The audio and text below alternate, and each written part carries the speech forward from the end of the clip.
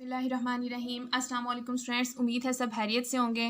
Students, exercise number 1.2 start करने से पहले हमें जिस टॉपिक का पता होना चाहिए, जिस चीज़ का पता होना चाहिए, वो है टाइप्स ऑफ मैट्रिसेस। ठीक है, तो इस वजह से सबसे पहले हम टाइप्स ऑफ मैट्रिसेस को डिस्कस कर लेते हैं। जब आप टाइप्स ऑफ मैट्रिसेस जान लेंगे तो 1.2 आपके लिए कोई मुश्किल नहीं है, बड़ी आसान एक्सरसाइज है ये आपके लिए। ठीक है जी, तो टाइप्स ऑफ मैट्रिसेस की बात करते हैं। तो फर्स्ट टाइप जो आपके पास है बेटा, वो है रो मैट्रिक्स। ऐसा मैट्रिक्स बेटा जिसमें रोज़ की तादाद एक होती है। ठीक है, यानी कि एक रो सिर्फ होती है, उसको हम कहते हैं रो मैट्रिक्स। जैसे मेरे पास एक मैट्रिक्स है ए, मैं यहाँ पे ले रही हूँ ए मैट्रिक्स। अब इसमें मैं लिख रही हूँ 1 5 7। स्टूडेंट्स, आप इस पर गौर करें, आप देखेंगे कि इसमें सिर्फ एक ही रो है। ठीक है, इसमें सिर्फ एक रो है। ये रो हमारे पास क्या होता है, जो एंट्रीज हमारे पास हॉरिजॉन्टल पाथ में पड़ी हुई होती हैं उसको आप कहते हैं हमारे पास ये क्या है, रो है। तो यहाँ पे देखें आपके पास ये सिर्फ एक ही रो है। स्टूडेंट्स, हम रो मैट्रिक्स में कॉलम्स की बात नहीं करते, हम सिर्फ रोज़ की तादाद रोज़ की बात करते हैं। इसके नाम से भी शो हो रहा है रो मैट्रिक्स। तो ऐसा मैट्रिक्स जिसमें सिर्फ एक ही रो होती है उसको हम कहते हैं, वो हमारे पास क्या है, रो मैट्रिक्स है। ठीक है जी, नेक्स्ट हम बात करते हैं कॉलम मैट्रिक्स की। स्टूडेंट्स, जिस तरह रो मैट्रिक्स में हम बात करते हैं रोज़ की, इसी तरह कॉलम मैट्रिक्स में हम बात करेंगे कॉलम की। फॉर एग्जांपल मेरे पास एक मैट्रिक्स है बी। ठीक है, अब यहाँ पे गौर करें तो इसमें मैं एंट्रीज लिख रही हूँ 1 3 4। ठीक है, अब अगर इस पे आप गौर करें और इसको देखें स्टूडेंट्स, तो यहाँ पे सिर्फ एक ही कॉलम है। कॉलम क्या होता है, जब हमारी एंट्रीज जो है वो वर्टिकली पड़ी हुई होती हैं तो फिर हम कहते हैं ये कॉलम बन रहा है। ठीक है, अब कॉलम मैट्रिक्स में हम रोज़ की बात नहीं करते, हमारी कंडीशन अप्लाई होती है कॉलम पे। ठीक है, तो ऐसा मैट्रिक्स जिसमें सिर्फ एक ही कॉलम होता है उसको हम कहते हैं कॉलम मैट्रिक्स। ऐसा मैट्रिक्स जिसमें सिर्फ एक रो होती है वो रो मैट्रिक्स, और ऐसा मैट्रिक्स जिसमें सिर्फ एक कॉलम होता है उसको हम कहते हैं कॉलम मैट्रिक्स। ठीक है जी। स्टूडेंट्स, नेक्स्ट है आपके पास स्क्वायर मैट्रिक्स। अब हम बात करते हैं कि स्क्वायर मैट्रिक्स क्या होता है। जैसा कि इसके नाम से शो है स्क्वायर, आपको पता है स्क्वायर ऐसी 4 साइडेड फिगर होती है जिसकी चारों साइड्स आपस में इक्वल होती हैं। ठीक है, तो स्क्वायर मैट्रिक्स एक ऐसा मैट्रिक्स होता है जिसमें नंबर ऑफ रोज इक्वल होती हैं किसके, नंबर ऑफ कॉलम्स के। ठीक है, number of rows is equal to number of columns.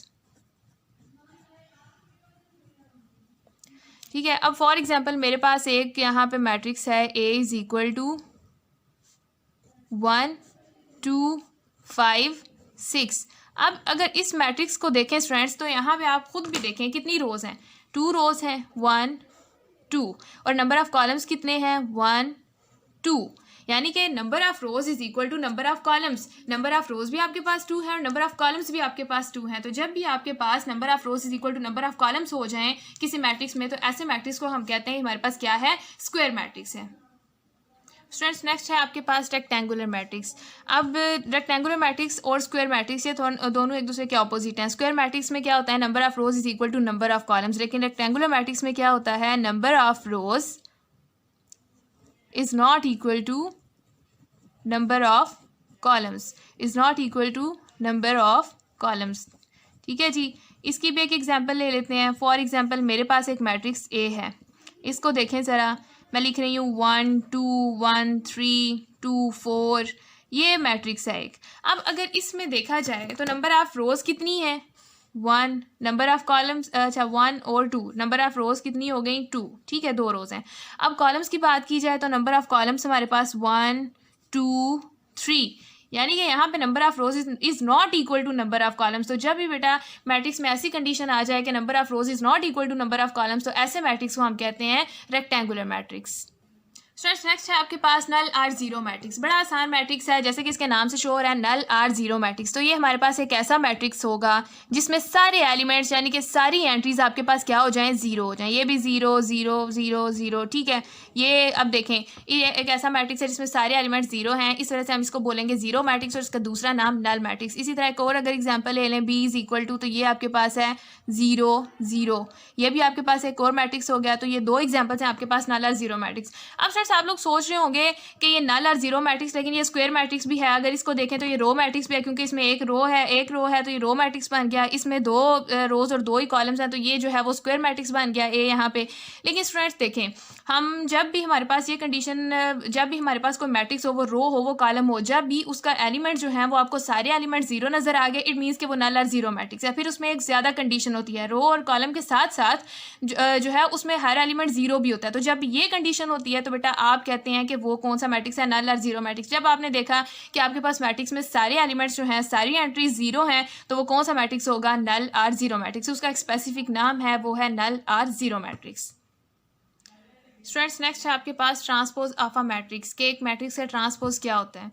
तो ट्रांसपोज ऑफ अ मैट्रिक्स में हम क्या करते हैं, हम रोज़ को चेंज कर देते हैं कॉलम्स में, या फिर कॉलम्स को चेंज कर देते हैं रोज़ में, यानी कि interchanging of rows into columns और कॉलम्स इनटू रोज़। ठीक है, फॉर एग्जांपल मेरे पास अब एक मैट्रिक्स है ए, और मैं कह रही हूँ ये मैट्रिक्स है मेरे पास 1 2 4 3 5 6, ये है मेरे पास एक मैट्रिक्स। अब मैंने क्या किया, मैंने कहा मुझे इसका ट्रांसपोज चाहिए। ठीक है, हमने क्या निकालना है, transpose of a matrix A. हमने मैट्रिक्स ए का ट्रांसपोज निकालना है। सबसे पहले तो आपने याद रखना है कि जब भी आपने ट्रांसपोज लेना है किसी मैट्रिक्स का, तो उसके ऊपर उसका साइन होता है स्मॉल टी। ठीक है, जैसे मैंने लगाया। अब इसका मतलब है कि हम ए का ट्रांसपोज लेने लगे हैं। जब इस तरफ लेने लगे हैं तो मैं अब एक प्रॉपर वे में आपको बताती हूँ। ठीक है, तो हमने दोनों तरफ इसका ट्रांसपोज अप्लाई कर दिया। ठीक है, अब जब हमने इस तरफ भी ऊपर ट्रांसपोज लिखा, इसका मतलब है कि अभी हमने ट्रांसपोज अप्लाई करना है। ठीक है, ट्रांसपोज अप्लाई करने के बाद क्या होगा, ट्रांसपोज अप्लाई करने के बाद जो आपकी रोज़ हैं वो कॉलम्स में चेंज हो जाएंगी, और वो जो कॉलम्स हैं वो रोज़ में चेंज हो जाएंगे। ठीक है, अब देखें ये आपके पास, चलिए ये मैं ब्रैकेट बाद में लगाती हूँ। अब देखें 1 2 4, पहले ये क्या थी, रो थी, अब ये क्या बन जाएगा, कॉलम। 1 2 4। नेक्स्ट देखें फिर 3 5 6, ये आपके पास क्या थी, रो थी ना। अब इसको आप क्या बना देंगे, कॉलम बना देंगे। 3 5 6, अब ये ब्रैकेट लगाएं, तब आपको ज़्यादा क्लियर हो जाएगा। ठीक है जी, तो अब मैंने देखें इस तरफ मैंने अब ऊपर ट्रांसपोज नहीं लगाया, क्योंकि जब मैं ट्रांसपोज अभी रखा हुआ था, जब ऊपर लगाया था तो इसका मतलब था कि मैंने अभी ट्रांसपोज लेना है। अब मैंने अप्लाई कर दिया। ठीक है, तो ए ट्रांसपोज का आंसर आपके पास ये आ गया। स्टूडेंट समझ आ गई आपको, आसान सी चीज़ थी। आपने क्या किया, रो ली, उसको किस में चेंज कर दिया, कॉलम में। फिर अगली रो ली और उसको भी किस में इंटरचेंज कर दिया, कॉलम में। सिंपली जब आप रोज़ को कॉलम्स में और कॉलम्स को आप लोग रोज़ में चेंज करते हैं तो ये आपके पास क्या हो जाता है, ट्रांसपोज ऑफ अ मैट्रिक्स। ठीक हो गया। स्टूडेंट्स नेक्स्ट है आपके पास नेगेटिव ऑफ अ मैट्रिक्स। जब नेगेटिव आता है ना, तो मैथ्स के स्टूडेंट्स के जहन में फ़ौरन से एक साइन नेगेटिव यानी कि माइनस साइन जहन में आता है, ऐसे ही है ना। ठीक है, नेगेटिव हम कहते हैं माइनस वाली वैल्यूज़ को। ठीक है जी, तो नेगेटिव ऑफ अ मैट्रिक्स, किसी मैट्रिक्स का नेगेटिव क्या होता है। तो स्टूडेंट्स आसान सी चीज़ है, जैसे आपके जहन में आया वैसे ही अप्लाई कर दें। मेरे पास अगर एक मैट्रिक्स है बी, ठीक है, ये मैं नाम खुद से ले रही हूँ, फिलहाल मैं एग्जांपल्स कर रही हूँ, तो खुद से ही जो मेरे माइंड में आ रहा है मैं ले रही हूँ। स्टूडेंट्स आप भी अपने जहन में जब एग्जांपल देने लगे तो कोई भी आप कैपिटल अल्फ़ाबेट यूज़ कर सकते हैं, कोई भी आप मैट्रिक्स ले सकते हैं, उसकी एग्जांपल दे सकते हैं। ठीक है जी, जब आपको क्वेश्चन दिया होता है फिर तो वो मैट्रिक्स स्पेसिफिक कर दिया जाता है, लेकिन एग्जाम्पल के तौर पर आप खुद से कुछ भी लिख सकते हैं। ठीक है, लेकिन वो होना एक्यूरेट चाहिए। चलिए जी स्टूडेंट्स, अब आपके पास एक मैट्रिक्स है बी, वो है आपके पास 1 2 3 4। ठीक है, अब आपने क्या करना है, इसका नेगेटिव निकालना है। तो सिंपल सी बात है, आप अपने मैट्रिक्स को माइनस से मल्टीप्लाई कर दें। जब आप अपने मैट्रिक्स को माइनस से मल्टीप्लाई कर देंगे तो ये उसी मैट्रिक्स का नेगेटिव बन जाएगा। सिंपल सी बात है, कोई मुश्किल चीज़ नहीं है। 1 2 3 4, और जब किसी मैट्रिक्स को आप माइनस से मल्टीप्लाई करते हैं, इसका मतलब है कि उस मैट्रिक्स की एंट्रीज को उनसे मल्टीप्लाई करते हैं। एंट्रीज यहाँ पे 1 2 3 4 हैं, इसका मतलब है ये माइनस अंदर जाके इन एंट्रीज से भी मल्टीप्लाई हो जाएगा, और ये आपके पास क्या बन जाएगा, -1 -2 -3 -4। ठीक है जी, आसान सी चीज़ थी, कोई मुश्किल चीज़ नहीं थी। नेगेटिव ऑफ अ मैट्रिक्स में जस्ट हमने अपने मैट्रिक्स को नेगेटिव साइन से मल्टीप्लाई कर दिया, माइनस से मल्टीप्लाई करेंगे तो अंदर वाले साइन, जो वैल्यूज़ के साइन है वो भी चेंज हो जाएंगे। स्टूडेंट्स नेक्स्ट है आपके पास सिमेट्रिक मैट्रिक्स के सिमेट्रिक मैट्रिक्स क्या होता है। तो स्टूडेंट्स जब आपको ट्रांसपोज लेना आ गया तो आप समझें आपको सिमेट्रिक मैट्रिक्स आ गया। ठीक है जी, इसमें ट्रांसपोज की एक कंडीशन अप्लाई की जाती है। तो सिमेट्रिक मैट्रिक्स जो है इसको हम लोग, फॉर एग्जांपल अगर मेरे पास एक मैट्रिक्स है ए, मैं कह रही हूँ ये मेरे पास मैट्रिक्स है ए। ठीक है, अब इस मैट्रिक्स में मैं कुछ वैल्यूज़ लिखने लगी हूँ। ये वैल्यूज़ मैं लिख रही हूँ 1 2 3 2 -1 4 3 4 0। ये एक मेरे पास मैट्रिक्स है। सिमेट्रिक मैट्रिक्स की कंडीशन क्या होती है, सिमेट्रिक मैट्रिक्स की कंडीशन ये होती है कि अगर हम किसी मैट्रिक्स का ट्रांसपोज लें, ठीक है, यानी कि उसकी नंबर ऑफ रोज़ चेंज कर, उसकी रोज़ जो है वो कॉलम्स में चेंज कर दें, कॉलम्स को रोज़ में चेंज कर दें, तब भी हमारे पास आंसर वही मैट्रिक्स आए। अगर हम किसी मैट्रिक्स का ट्रांसपोज लेते हैं और दोबारा से हमारे पास आंसर वही मैट्रिक्स आता है जिसका हमने ट्रांसपोज लिया है, लेने के बाद भी वही मैट्रिक्स आता है, इसका मतलब ये है कि हमारा मैट्रिक्स कौन सा है, सिमेट्रिक मैट्रिक्स है। ठीक है, अब ये देखें, ये आपके पास एक मैट्रिक्स है, इसके अब मैंने क्या किया, इसके ऊपर ट्रांसपोज अप्लाई किया। देखें जी, यहाँ पे भी मैंने ट्रांसपोज अप्लाई किया, तो आपको पता है इसकी राइट हैंड साइड पे भी ट्रांसपोज अप्लाई हो जाएगा। 1 2 3, यहाँ पे क्या था, 2 -1 4 3 4 0। अब इसके ऊपर आपने क्या अप्लाई कर दिया, ट्रांसपोज अप्लाई कर दिया। ट्रांसपोज अप्लाई करते हैं तो इसका मतलब ये होता है कि हम रोज़ को कॉलम्स में और कॉलम्स को रोज़ में चेंज कर देते हैं। ये 1 2 3 यहाँ पे क्या थी, रो थी, अब मैंने इसको किस में चेंज कर दिया, कॉलम में चेंज कर दिया। नेक्स्ट रो देखें, ये थी 2 -1 4, तो मैंने इसको भी किस में चेंज कर दिया, कॉलम में चेंज कर दिया। अब स्टूडेंट्स देखें, नेक्स्ट है आपके पास 3 4 0, तो इसको, ये रो थी तो मैंने किस में चेंज कर दिया, कॉलम में। ही मैंने क्यों किया, क्योंकि स्टूडेंट्स मैंने इसका क्या लिया है, ट्रांसपोज, और ट्रांसपोज क्या होता है, interchanging of rose into columns और कॉलम्स इंटू रोज। अब देखें स्टूडेंट्स, ये दोबारा से आपके पास जो ट्रांसपोज लेने के बाद जो आपके पास मैट्रिक्स आया है वो बन रहा है 1 2 3 2 -1 4 3 4 0। ये तो दोबारा से आपके पास ये ए मैट्रिक्स है। ठीक है, आप क्या ट्रांसपोज लेने के बाद भी आपके पास जो आंसर आया है वो दोबारा से आपके पास क्या आया है, वही मैट्रिक्स आया है। ठीक है, तो यहाँ से हमें पता चला कि हमने ए का ट्रांसपोज लिया है तो तब भी हमारे पास आंसर क्या आया है, ए इटसेल्फ आया है। इसका मतलब ये है कि ए हमारे पास क्या था, सिमेट्रिक मैट्रिक्स था। इसी तरह स्टूडेंट्स, अगर हम लोग सिमेट्रिक मैट्रिक्स, एक हमारे पास सिमेट्रिक मैट्रिक्स है, दूसरा हमारे पास है स्क्यू सिमेट्रिक मैट्रिक्स। वो मैट्रिक्स क्या होता है कि अगर हम लोग ट्रांसपोज लें, ट्रांसपोज लेने के बाद हमारे पास जब वो मैट्रिक्स आए उसके साथ माइनस का साइन भी आए, ठीक है, उसके साथ माइनस का साइन भी आए और दोबारा तब हमारा ओरिजिनल जो है वो मैट्रिक्स आए, तब हम उसको कहते हैं एंटी सिमेट्रिक मैट्रिक्स। ये मैट्रिक्स है स्क्यू सिमेट्रिक मैट्रिक्स, इसको हम लोग एंटी सिमेट्रिक मैट्रिक्स भी कहते हैं, लेकिन आपकी बुक में यहाँ पे इसका नाम स्क्यू सिमेट्रिक मैट्रिक्स है। तो ये स्क्यू सिमेट्रिक मैट्रिक्स कैसा मैट्रिक्स होता है स्टूडेंट्स, अगर हम ए का ट्रांसपोज लेते हैं, ज़रूरी नहीं कि वो ए ही हो, कोई भी मैट्रिक्स है उसका हम ट्रांसपोज लेते हैं तो हमारे पास दोबारा वही आंसर आता है, वही मैट्रिक्स आता है, लेकिन साथ में माइनस का साइन भी आता है, फिर हम कहते हैं हमारे पास ए क्या है, स्क्यू सिमेट्रिक मैट्रिक्स है। अगर माइनस का साइन नहीं आता, दोबारा से बिल्कुल वही मैट्रिक्स आता है, फिर हम कहते हैं हमारे पास सिमेट्रिक मैट्रिक्स है। लेकिन अगर उस मैट्रिक्स के साथ माइनस का साइन भी आता है तो फिर हम कहते हैं हमारे पास क्या है, स्क्यू सिमेट्रिक मैट्रिक्स है। अब फॉर एग्जाम्पल बेटा, ये मेरे पास एक मैट्रिक्स है, ठीक है, अब हम देखते हैं कि क्या स्क्यू सिमेट्रिक है या नहीं। ठीक है, तो मैं क्या करती हूँ, यहाँ पे ट्रांसपोज ले लेती हूँ, क्योंकि सिमेट्रिक और स्क्यू सिमेट्रिक दोनों में हमारी जो कंडीशन अप्लाई होती है वो ट्रांसपोज पे ही होती है। ठीक है, अब यहाँ पे ये मेरे पास ट्रांसपोज, ये कौन सा था, 0 -2 -3, यहाँ पे 2 0 -1, यहाँ पे देखें 3 1 0। ये आपके पास क्या है, एक मैट्रिक्स ए है और इसका हम लोगों ने ले लिया दोनों तरफ ट्रांसपोज। आप स्टूडेंट्स देखें, जब ट्रांसपोज लेते हैं तो हमारे पास क्या होता है, हमारे पास रोज़ जो हैं वो कॉलम्स में चेंज हो जाती हैं और कॉलम्स जो हैं वो रोज़ में चेंज होते हैं। अब यहाँ पे ये आपके पास 0 2 3 रो थी, अब मैंने इसको क्या बना दिया, कॉलम बना दिया, क्योंकि हम ट्रांसपोज ले रहे हैं। इसी तरह आगे आ जाएगा -2 0 1, फिर नेक्स्ट देखें -3 -1 0। जब हमने इसके ऊपर ट्रांसपोज अप्लाई किया तो रोज कॉलम्स में और कॉलम्स रोज में चेंज हो गए। अब स्टूडेंट्स, जो हमारा ए था वो तो देखें 0 2 3, वहाँ पे पॉजिटिव साइन था। ठीक है, अब स्टूडेंट्स इसमें माइनस कॉमन लें, माइनस कॉमन लेके देखें कि आपके पास क्या मैट्रिक्स बनते हैं। जब माइनस कॉमन ले लिया, 0 आपको पता है न्यूट्रल होता है, ना ये पॉजिटिव होता है, ना ये नेगेटिव होता है। आपकी रियल नंबर लाइन में ये दरमियान में होता है, पॉजिटिव और नेगेटिव नंबर्स के। ठीक है, तो ये 0 पे तो कोई फ़र्क नहीं पड़ता। जब 2 में या -2 में से माइनस कॉमन लिया तो ये +2 हो गया, यहाँ से भी +3 हो गया, और आपको पता है +7 लगाएं ना लगाएं कोई फ़र्क नहीं पड़ता। ये 2 था तो यहाँ पे हो गया -2, यहाँ पे 0 ऐसे ही आ जाएगा। ये -1 था, माइनस कॉमन लेने से 1 आ गया, 3 के साथ से लिया तो ये -3 बन गया, यहाँ पे -1 और ये 0 को कोई फ़र्क नहीं पड़ता।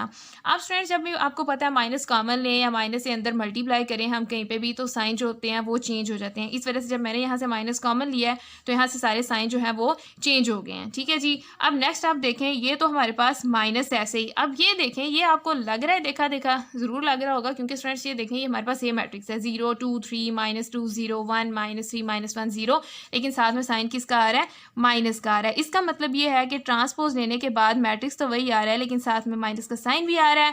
दैट्स वाई ये मैट्रिक्स आपके पास कौन सा होगा स्टूडेंट्स, ये आपके पास होगा skew symmetric matrix. Students next है आपके पास डायगोनल मैट्रिक्स।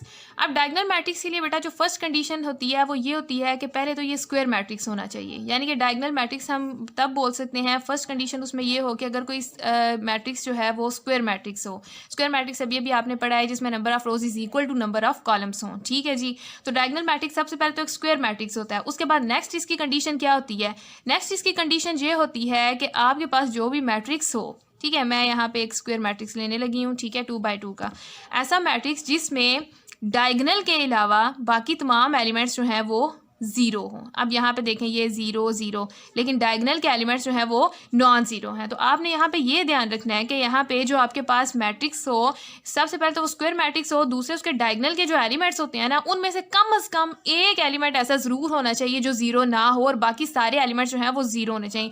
यहाँ पे बात हम प्रिंसिपल डायगोनल की बात करें, इस वाले डायगोनल की, ठीक है, जो टॉप लेफ्ट से स्टार्ट हो रहा है। ओके जी, इसी तरह एक और इसका एग्जाम्पल ले लेते हैं। मैं एक और लेती हूँ, मेरे पास एक मैट्रिक्स है B, ठीक है।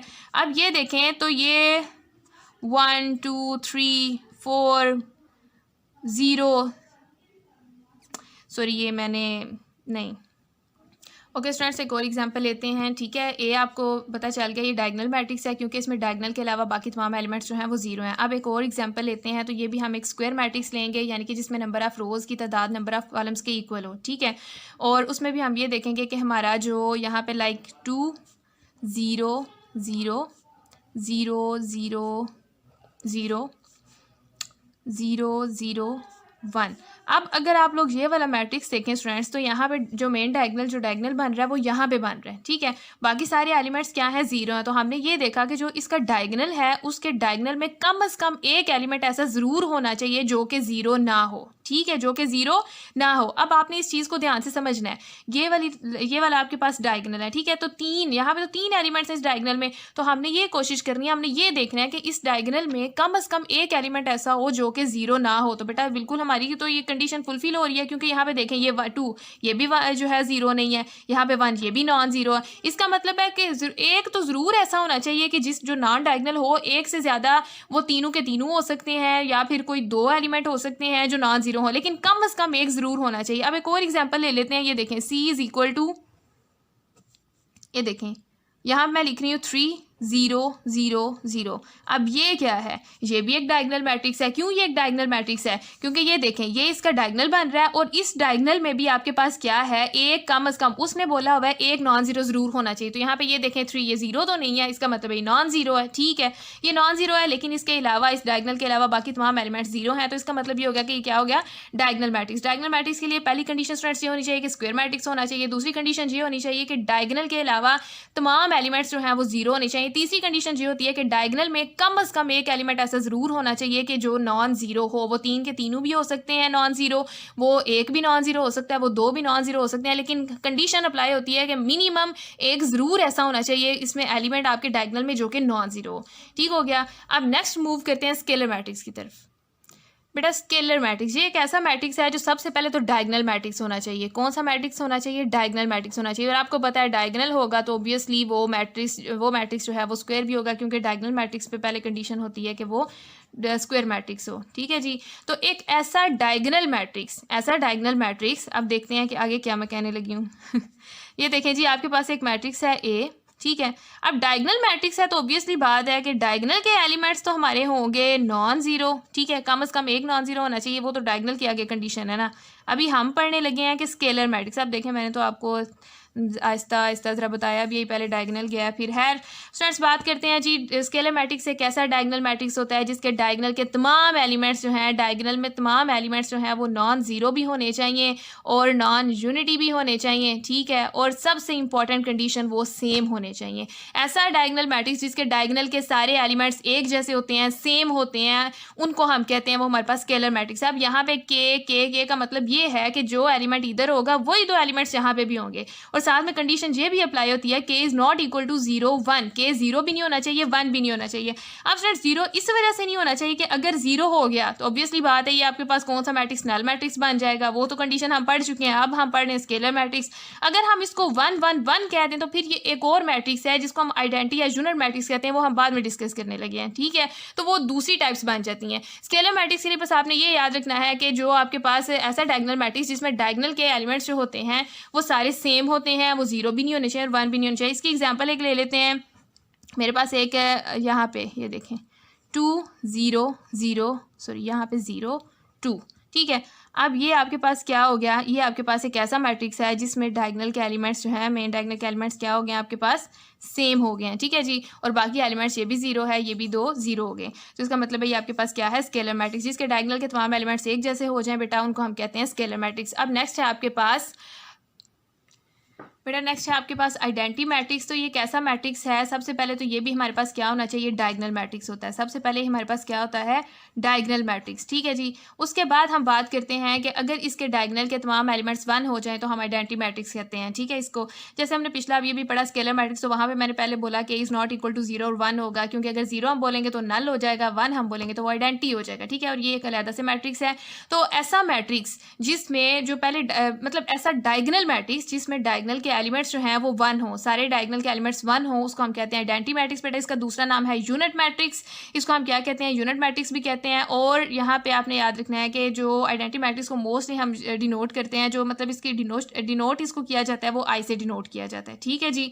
ये थे आपके पास मैट्रिक्स के कुछ जो है वो टाइप्स थी, ठीक है। अगर आपने ये टाइप्स सॉल्व कर ली हैं तो फिर आपके लिए बहुत आसान सी चीज़ है, कोई मुश्किल नहीं है। 1.2 अब आपने 1.2 के पहले 3 क्वेश्चंस जो हैं वो खुद सॉल्व करने हैं। बड़े आसान क्वेश्चन है, सिर्फ आपसे पूछा गया इनमें से रो मैट्रिक्स कौन सा है, इनमें ये मैट्रिक्स कौन सा है, इसमें ये मैट्रिक्स कौन सा है। मतलब कि आपको ऊपर जो है वो मेंशन किया होगा ये मैट्रिक्स आप बताएं। तो जब आपको डेफिनेशंस आती हैं, आपको पता है ये वाला मैट्रिक्स है, तो आपने जस्ट ऊपर लिखना है कि ये वाला मैट्रिक्स है, ये रो मैट्रिक्स है, ये कॉलम मैट्रिक्स है। जो मैट्रिक्स आपने पढ़े हैं आपने बस उसको जो है वो अंदर से उनकी निशानदेही करनी है, आपने बताना है कि ये वाला मैट्रिक्स है, ठीक है जी। ये थे आपके पहले 3 क्वेश्चन, इंशाल्लाह आप लोग सॉल्व कर लेंगे। नेक्स्ट क्वेश्चन इंशाल्लाह मैं आपको खुद सॉल्व करवाऊंगी। अगर इन क्वेश्चन में कोई प्रॉब्लम होती है, किसी मैट्रिक्स का नहीं पता चल रहा, किसी में कोई कंफ्यूजन है, आज के लेक्चर में कोई कंफ्यूजन है, कोई पॉइंट क्लियर नहीं हुआ, कोई प्रॉब्लम हो जाती है, जाहिर है जो है वो ये नहीं होता कि पहली दफ़ा ही आपको सारी समझ आ जाए, ठीक है। समटाइम्स आपको समझ नहीं आती, पॉइंट क्लियर करने पड़ते हैं, तो अपने कॉन्सेप्ट क्लियर करें। जिस चीज़ की समझ नहीं आती बेटा आप मुझे ज़रूर कमेंट करके बताएं ताकि मैं आपको उसका आंसर कर सकूं, ठीक है जी। तब तक के लिए अल्लाह हाफिज़।